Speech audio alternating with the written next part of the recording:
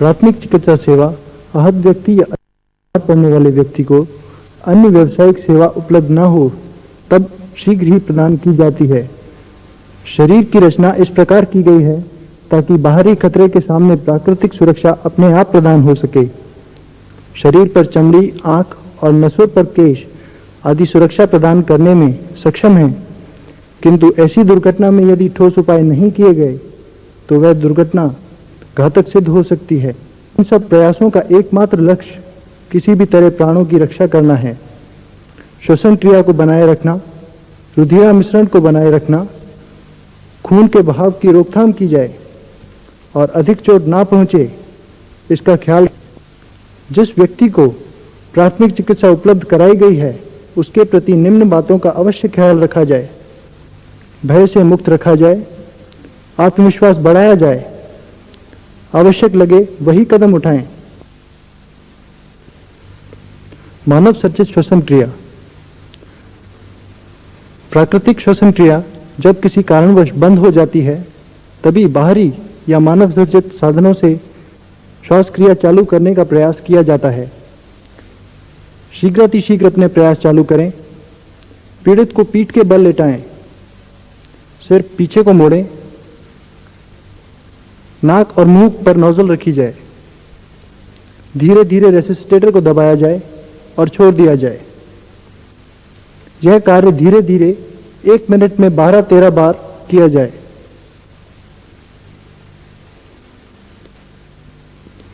सीना या छाती जब अपने आप धड़कने लगे तब तक रेसिस्टेटर अलग ना करें। पीड़ित को अविलंब चिकित्सक के पास ले जाया जाए।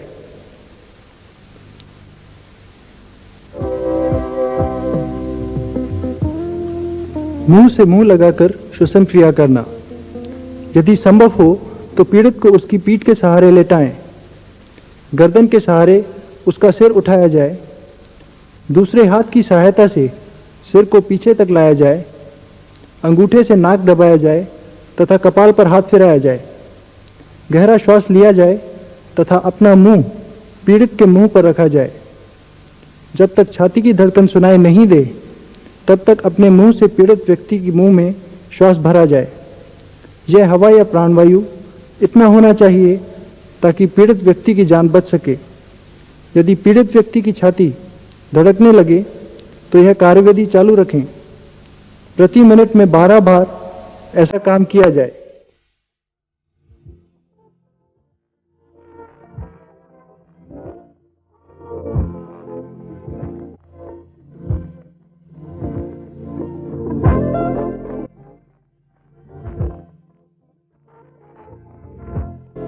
श्वासोश्वास बंद होने के कारण, प्राणवायु के अभाव में, डूबने से, श्वास लेने में अवरोध, बिजली का झटका लगने से, सिर पर चोट आने से, विष से।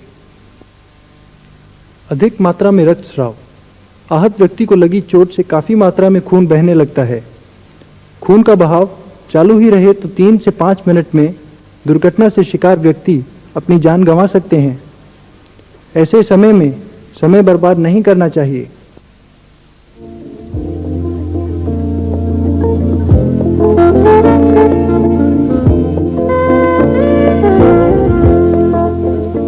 पैड, स्वच्छ नैपकिन या रुमाल, स्वच्छ कपड़ा आदि चोटग्रस्त भाग पर लगा देना चाहिए।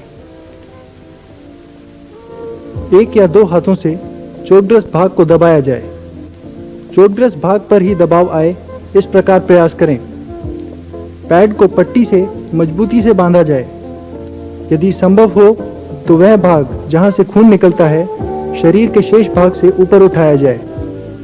आपात आयुर्विज्ञान सेवा को बुलाया जाए। खून के बहने पर नियंत्रण पाने के बाद दुर्घटना के शिकार व्यक्ति को गर्म रखा जाए।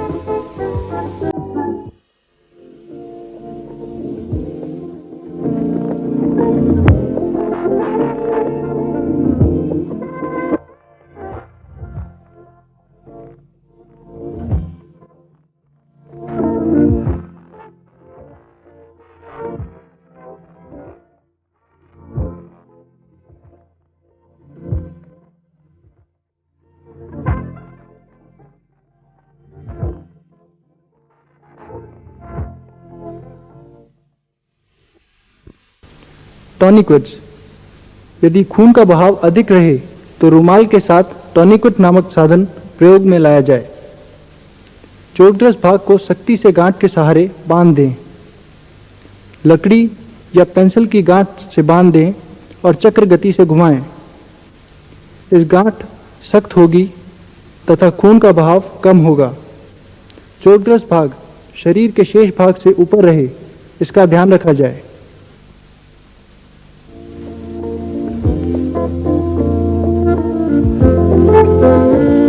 जब भी औदेघमती को घाव, छाती में गहरे घाव, बाह्य पदार्थों का लगना, यदि छाती या सीने में गहरी चोट लगी हो तो चोटग्रस्त भाग के अंदर तथा बाहर से हवा का आवागमन रोका जाए।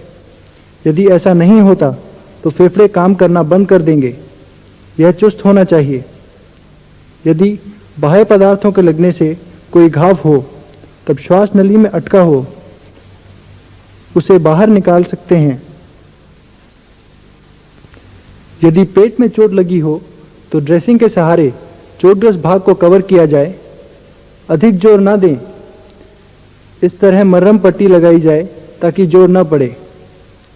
मरहम पट्टी सख्त होनी चाहिए किंतु टाइट।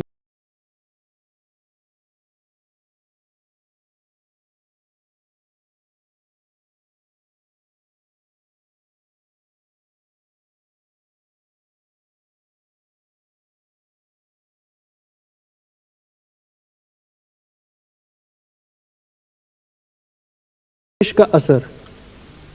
खाने में या पीने में विष, पेट्रोलियम, उबाले हुए प्रोडक्ट। विष है क्षयधर्मी पदार्थ, अक्षयधर्मी पदार्थ। यदि विष अक्षयधर्मी हो और श्वसन क्रिया बंद हो तो मुंह से मुंह लगाकर श्वसन क्रिया चालू करनी चाहिए। यदि पीड़ित पानी या दूध पीने में सक्षम हो तो वह दिया जाए।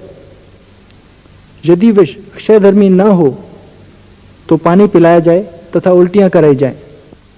सूंघा हुआ विष। यदि श्वासोश्वास में गया हुआ विष रसायन का धुआं या गैस की ज्वाला हो तो अकेले बचाने की कोशिश न करें। जब बचाव कार्य चल रहा हो तब जमीन के नजदीक ही रहें। पीड़ित को शुद्ध हवा के वातावरण में लाया जाए। नेत्र अशुद्धि। अविलंब आंखों को खोला जाए तथा पानी से उन्हें धोया जाए। 15 मिनट तक आंखों को धोया जाए और अधिक चिकित्सा के लिए आंखों के चिकित्सक अधिक मात्रा में प्रवाही देना चाहिए। अस्थिभंग।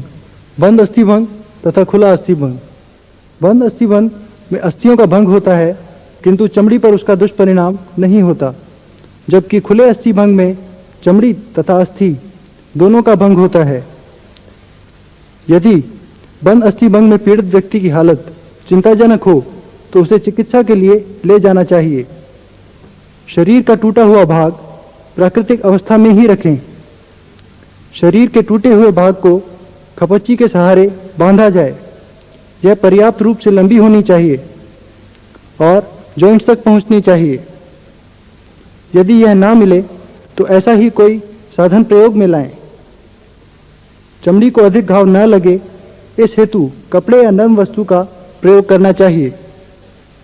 खपच्चियों को पट्टी से कसकर बांधें।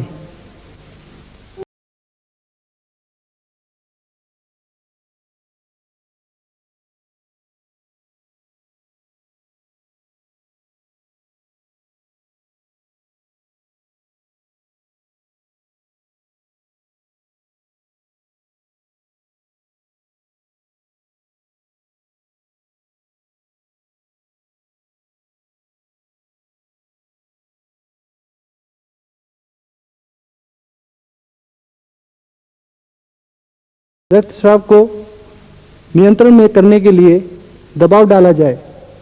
मरहम पट्टी, स्वच्छ कपड़ा आदि चिकित्सक वस्तुएं घाव पर 1 या 2 हाथों से लगाई जाएं।